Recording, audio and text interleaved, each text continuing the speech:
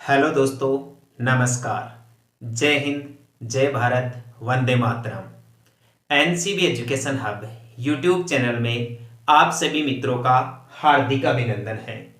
दोस्तों, आज का अपना बातचीत का जो महत्वपूर्ण बिंदु है वह है राष्ट्रगीत वंदे मातरम के बारे में अध्ययन करना।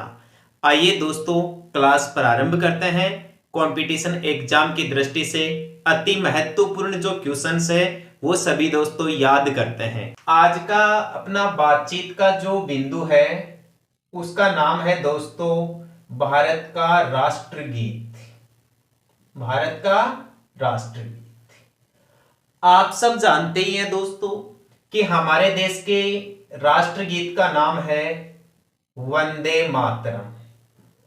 वंदे मातरम यह दोस्तों हमारे देश का राष्ट्रगीत है भाई। वंदे मातरम के नाम से जाना जाता है इसे, और राष्ट्रगान को जाना जाता है जन गण मन के नाम से।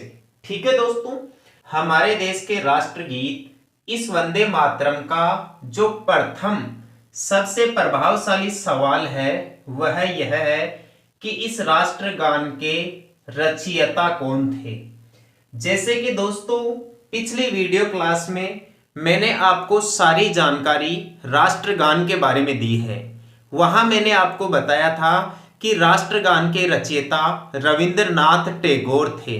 इसी प्रकार आपसे वंदे मातरम के रचयिता के बारे में भी सवाल पूछा जाएगा। तो वंदे मातरम के रचयिता थे दोस्तों बंकिम चंद्र चटर्जी। बंकिम चंद्र चटर्जी इनका नाम था भाई, जो इस वंदे मातरम के रचयिता थे। ध्यान रखना दोस्तों, ठीक है। दूसरा जो सबसे महत्वपूर्ण सवाल पूछा जाता है वंदे मातरम के बारे में वह यह है कि बंकिम चंद्र चटर्जी ने ये जो वंदे मातरम गीत लिखा है यह दोस्तों कहां से ग्रहण किया है भाई।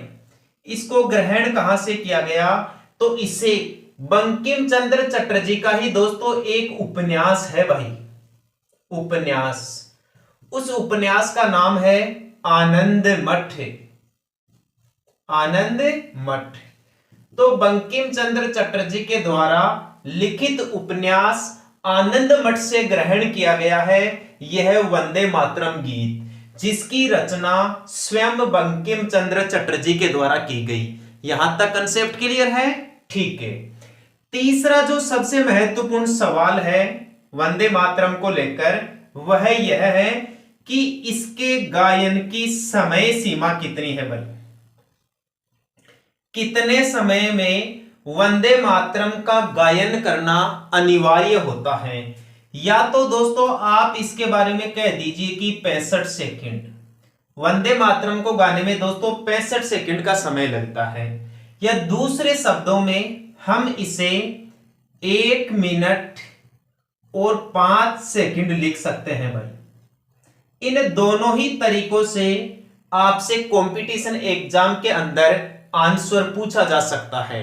वह सवाल पूछेगा एग्जामिनर आपकी एग्जाम पेपर के अंदर कि वंदे मातरम के गायन की समय सीमा कितनी है। या तो आपको ऑप्शन में मिल जाएगा 65 सेकंड या फिर आपको मिलेगा 1 मिनट और 5 सेकंड। यदि यही सवाल आपसे राष्ट्रगान यानी जनगण मन के बारे में पूछ ले कि जनगण मन को गाने में कितना समय लगता है, तो आपको दोस्तों वहां पर दो समय ध्यान रखना है।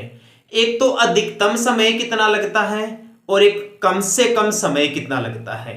तो राष्ट्रगान को गाने में अधिकतम समय तो 52 सेकंड का लगता है और न्यूनतम समय सीमा 20 सेकंड लगती है। लेकिन यहां राष्ट्रगीत वंदे मातरम के गायन में 65 सेकंड या फिर 1 मिनट और 5 सेकंड का समय लगता है। बात क्लियर है? ठीक है। नेक्स्ट सवाल देखिए। जो चौथा महत्वपूर्ण सवाल है वंदे मातरम के मामले में वो दोस्तों आपसे यह पूछा जा सकता है कि यह भारत का राष्ट्रगीत वंदे मातरम पहली बार कब गाया गया भाई। पहली बार कब गाया गया, यहां से भी दोस्तों अच्छा सवाल पूछा जा सकता है। वंदे मातरम का पहली बार गायन किया गया था 1896 ईस्वी में। पहली बार गायन कब किया गया था दोस्तों? 1896 ये दोस्तों विक्रम संवत नहीं है, ईस्वी सन है। ठीक है, ये भी आप जरूर ध्यान रखना। तो 1896 ईस्वी सन में पहली बार भारत के राष्ट्रगीत वंदे मातरम का गायन किया गया। कहां किया गया, यह सवाल भी पूछा जा सकता है भाई, जायज सवाल है, आराम से पूछा जा सकता है। तो दोस्तों यह गायन किया गया था कलकत्ता में। कहां किया गया था भाई, कलकत्ता में, जो वर्तमान समय में भारत के पश्चिम बंगाल राज्य की राजधानी है, या फिर ब्रिटिश भारत की राजधानी भी दोस्तों कलकत्ता ही थी। और ब्रिटिश भारत की जो ग्रीष्मकालीन राजधानी थी वह शिमला मानी जाती थी। लेकिन 1911-12 के बाद जब तीसरे दिल्ली दरबार का आयोजन हुआ तो वहां कलकत्ता के स्थान पर ब्रिटिश भारत में ही दिल्ली को भारत की राजधानी बना दी गई थी। ठीक है, इतना आप जरूर ध्यान रखना। 1896 ईस्वी में कलकत्ता में पहली बार भारत के राष्ट्रगीत वंदे मातरम का गायन किया गया। अब यहां किसका आयोजन था भाई, 1896 ईस्वी में कलकत्ता में कांग्रेस पार्टी थी ना दोस्तों, कांग्रेस पार्टी। ये जो कांग्रेस पार्टी थी या जो कांग्रेस राजनीतिक दल था, इसका दोस्तों वार्षिक अधिवेशन हुआ था भाई। क्या चल रहा था इसका, वार्षिक अधिवेशन, यानी कि बैठक चल रही थी दोस्तों। तो कांग्रेस के वार्षिक अधिवेशन में 1896 ईस्वी में कलकत्ता में यहां पहली बार गाया गया था ये वंदे मातरम गीत। अब यहां दोस्तों आपसे सवाल यहां भी पूछा जा सकता है, इस वंदे मातरम को जोड़कर 1896 ईस्वी के इस कांग्रेस पार्टी के वार्षिक अधिवेशन से सवाल पूछा जा सकता है कि इस अधिवेशन की अध्यक्षता किसके द्वारा की गई थी भाई। आपको बता दूं, इस अधिवेशन की अध्यक्षता रहीमतुल्लाह सयानी के द्वारा की गई थी भाई, रहीमतुल्लाह सयानी। ये दोस्तों इस समय कांग्रेस पार्टी के इस वार्षिक अधिवेशन की अध्यक्षता करने वाले व्यक्ति थे रहीमतुल्लाह सयानी, जिनके समय भारत में पहली बार वंदे मातरम का गायन 1896 ईस्वी में किया गया। ये कलकत्ता स्थान आप राष्ट्रगान के बारे में भी ध्यान रखोगे।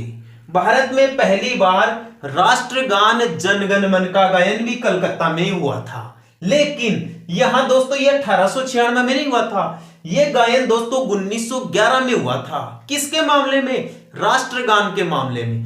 लेकिन राष्ट्रगीत के मामले में 1896 ईस्वी में। कंसेप्ट क्लियर है, ठीक है। एक और विशेष बात, पांचवी महत्वपूर्ण बात, जो भारत की संसद है, इस संसद के जितने भी अधिवेशन होते हैं उनका समापन दोस्तों वंदे मातरम के माध्यम से किया जाता है। अपने देश की संसद विधायिका या व्यवस्थापिका की बैठकों की जो कार्यवाही होती है वो शुरू तो होती है दोस्तों जन गण मन राष्ट्रगान के साथ, और अधिवेशन या बैठक की समाप्ति होती है राष्ट्रीय गीत वंदे मातरम के साथ। आ गई बात समझ में, ठीक है। नेक्स्ट सवाल, जो सबसे इंपॉर्टेंट छठवां महत्वपूर्ण सवाल है वंदे मातरम को लेकर, वह यह है कि इस वंदे मातरम को भारत में स्वीकार कब किया गया भाई।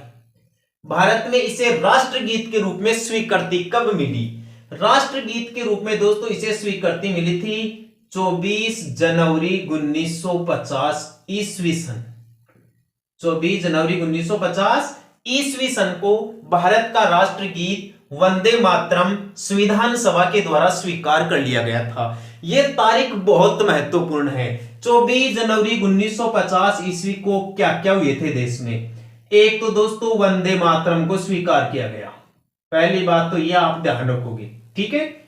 दूसरी महत्वपूर्ण बात, इसी दिन 24 जनवरी 1950 को ही संविधान सभा के द्वारा दोस्तों राष्ट्रगान जन गण मन को स्वीकार किया गया भाई, ठीक है।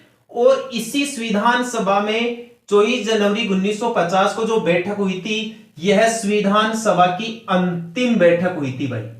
यह संविधान सभा की कौन सी बैठक थी, अंतिम बैठक। बहुत महत्वपूर्ण सवाल है ये परीक्षा की दृष्टि से। आपसे दोस्तों एग्जाम के अंदर यह सवाल पूछ ही लेगा कि संविधान सभा की अंतिम बैठक कब हुई थी, 24 जनवरी 1950 ईस्वी को। इसके विपरीत सवाल भी बता दूं आपको मैं, संविधान सभा की पहली बैठक 9 दिसंबर 1946 ईस्वी को हुई थी। जो दिल्ली में संसद भवन के पुस्तकालय चैम्बर में हुई थी और जिसमें सच्चिदानंद सिन्हा को संविधान सभा का अस्थायी अध्यक्ष बना लिया गया था। जबकि संविधान सभा की दूसरी बैठक 9 दिसंबर के 2 दिन बाद में 11 दिसंबर 1946 को हुई थी, जिसमें डॉक्टर राजेंद्र प्रसाद को तो संविधान सभा का स्थायी अध्यक्ष बना लिया गया था, एच.सी. मुखर्जी को संविधान सभा का उपाध्यक्ष बना लिया गया था और बी.एन. राव यानी बेनेगल नरसिंह राव को संविधान सभा का सलाहकार नियुक्त कर दिया गया था। आ गई बात समझ में। एक बैठक का और ध्यान रख लेना बस। संविधान सभा की तीसरी बैठक 13 दिसंबर 1946 ईस्वी को हुई थी और इस तीसरी बैठक की विशेष बात यह थी कि इस बैठक में भारत के प्रथम प्रधानमंत्री पंडित जवाहरलाल नेहरू के द्वारा उद्देश्य प्रस्ताव रखा गया। ठीक है, तो ऐसे ही आपको याद रखना है कि संविधान सभा की अंतिम बैठक कब हुई थी? 24 जनवरी 1950 ईस्वी को। इस 24 जनवरी 1950 ईस्वी की सबसे महत्वपूर्ण बात बता दूं मैं, इसी दिन भारत का राष्ट्रपति चुन लिया गया भाई। इसी दिन भारत का क्या चुन लिया गया? राष्ट्रपति। और राष्ट्रपति के रूप में दोस्तों डॉक्टर राजेंद्र प्रसाद को चुना गया। किन्हें चुना गया? डॉक्टर राजेंद्र प्रसाद को संविधान सभा ने ही भारत का भावी राष्ट्रपति चुन लिया। कब? 24 जनवरी 1950 ईस्वी को। और यह संविधान सभा का सबसे महत्वपूर्ण सवाल था दोस्तों। कंपटीशन एग्जाम के लिए तो ऐसे मान लीजिए चारों के चारों सवाल आपके लिए रामबाण साबित हो सकते हैं। आप क्वेश्चन पेपर उठा के देख लीजिए, कई कंपटीशन एग्जाम के अंदर ये सवाल ऐसे कैसे छपते हैं कि भारत में वंदे मातरम को राष्ट्रीय गीत के रूप में स्वीकृति कब मिली थी? 24 जनवरी 1950 ईस्वी को। राष्ट्रगान को भी स्वीकृति कब मिली थी? 24 जनवरी 1950 ईस्वी को। संविधान सभा की अंतिम बैठक कब हुई थी? 24 जनवरी 1950 ईस्वी को। भारत का प्रथम राष्ट्रपति डॉक्टर राजेंद्र प्रसाद को चुना गया और संविधान सभा में इसे कब चुन लिया गया था? 24 जनवरी 1950 को ही चुन लिया गया था। डॉक्टर राजेंद्र प्रसाद का कार्यकाल भारत में राष्ट्रपति के पद के ऊपर सबसे लंबा कार्यकाल माना जाता है। 1950 ईस्वी से लेकर 1962 ईस्वी तक लगभग 12 साल तक इनका शासनकाल रहा और अब तक दोस्तों ये रिकॉर्ड सबसे लंबा कार्यकाल रहा है। अब तक भारत में सबसे लंबे समय तक राष्ट्रपति पद पर कार्य करने वाले व्यक्ति डॉक्टर राजेंद्र प्रसाद ही थे।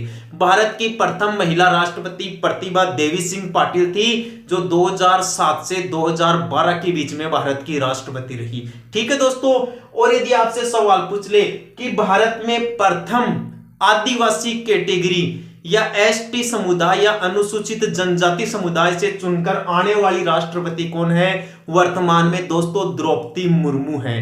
ठीक है, और द्रौपदी मुर्मू से जस्ट पहले भारत के राष्ट्रपति कौन रहे थे भाई? रामनाथ कोविंद थे। ये दोस्तों राष्ट्रपतियों की मैंने आपको शॉर्ट जानकारी भी दे दी है। अपने आज के टॉपिक पे ऊपर आ जाइए आप, कि आज के टॉपिक के महत्वपूर्ण बिंदु दोबारा रिवीजन करवा देता हूं। आज हम दोस्तों राष्ट्रगीत पढ़ रहे हैं। हमारे देश के राष्ट्रगीत का नाम है वंदे मातरम। इसके रचयिता थे बंकिम चंद्र चटर्जी। बंकिम चंद्र चटर्जी ने यह राष्ट्रीय गीत वंदे मातरम अपने उपन्यास आनंद मठ से ग्रहण किया था भाई। वंदे मातरम की गायन की समय सीमा 65 सेकंड या 1 मिनट और 5 सेकंड है।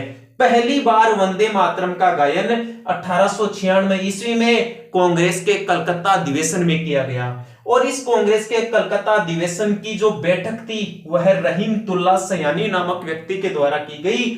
और राष्ट्रगीत हमेशा संसद के सभी अधिवेशनों के समापन पे गाया जाता है, जबकि संसद के अधिवेशनों की शुरुआत राष्ट्रगान जनगण मन से की जाती है। भारत में राष्ट्रगीत को स्वीकृति 24 जनवरी 1950 ईस्वी को मिली और यह संविधान सभा का एक महत्वपूर्ण कार्य था। 24 जनवरी 1950 महत्वपूर्ण डेट है। यह संविधान सभा की अंतिम बैठक का दिन था। इसी दिन राष्ट्रगान स्वीकार किया गया, इसी दिन वंदे मातरम स्वीकार किया गया और इसी दिन भारत के प्रथम राष्ट्रपति के रूप में डॉक्टर राजेंद्र प्रसाद को संविधान सभा के द्वारा चुन लिया गया। डॉक्टर राजेंद्र प्रसाद का राष्ट्रपति के रूप में कार्यकाल 1950 से 1962 ईस्वी तक रहा। ठीक है दोस्तों, आज की वीडियो क्लास में मैंने आपको यह महत्वपूर्ण जानकारियां दी है। उम्मीद करता हूं दोस्तों आपको यह वीडियो क्लास काफी अच्छी पसंद आई होगी। दोस्तों यदि आपको लगता है कि मैं और मेरा यह YouTube चैनल आपकी कंपटीशन एग्जाम के अंदर मदद कर सकता है तो अपने YouTube चैनल को आज ही लाइक, शेयर और सब्सक्राइब जरूर करें। ठीक है दोस्तों, आज के लिए इतना ही। कल फिर मिलेंगे इसी वक्त अपने इसी YouTube चैनल पर। तब के लिए धन्यवाद। जय हिंद, जय भारत, वंदे मातरम।